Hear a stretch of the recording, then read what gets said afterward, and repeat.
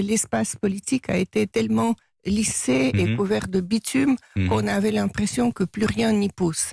Et voilà, ces élections en soi pas très importantes. La Douma de Moscou ne joue aucun rôle politique, c'est un organe municipal. Quelques délégués de l'opposition, quelques personnalités de l'opposition se présentent pour cette élection. Et on les empêche. On les empêche sous de faux prétextes, de sorte que aucun candidat de l'opposition ne peut se présenter aux élections. C'est ça l'enjeu de pour cette... préserver le bitume, pour que surtout... Voilà.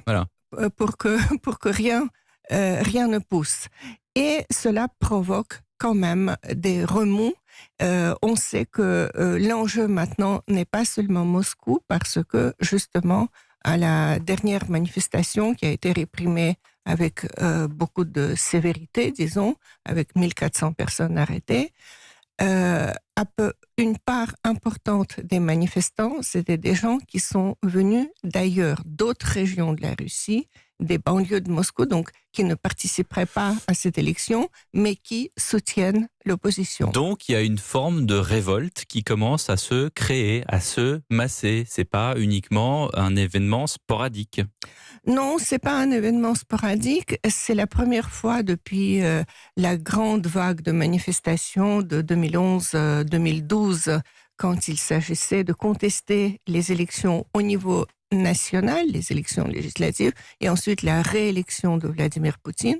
Donc, l'opposition, ou plutôt ceux qui en restent, lèvent un peu la tête. Et je vous signale que la prochaine manifestation est déjà organisée pour le 3 août. Pour le 3 août prochain. Quand on parle de la Russie en France, on a souvent des clichés de gens très très riches qui roulent en voiture de sport, qui vont dans les palaces parisiens. La réalité sur place, c'est quoi? Le Russe, il est pauvre, il est oppressé. Est-ce que c'est pire qu'en URSS? Quel est le niveau de vie? Qu'est-ce qui se passe? Pourquoi est-ce que les gens manifestent? Est-ce que c'est uniquement contre un pouvoir central, unique, comme vous dites, le bitume de Vladimir Poutine, ou c'est aussi parce qu'il y a des conditions de vie qui sont insupportables? Écoutez, c'est quand même un pays qui est riche en hydrocarbures, donc qui gagne, si l'on peut dire, bien sa vie, mais ces richesses ne sont pas réparties de façon équitable.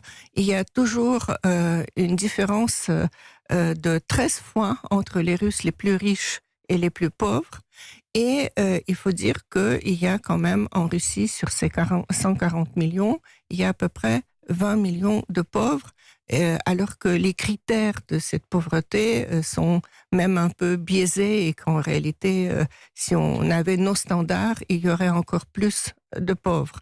Il y a encore une autre source de mécontentement, c'est la réforme des retraites, qui a été validée donc, et qui entre en vigueur avec un relèvement très brutal de l'âge de la retraite, alors que l'espérance de vie en Russie reste beaucoup plus basse que dans le monde occidental. Donc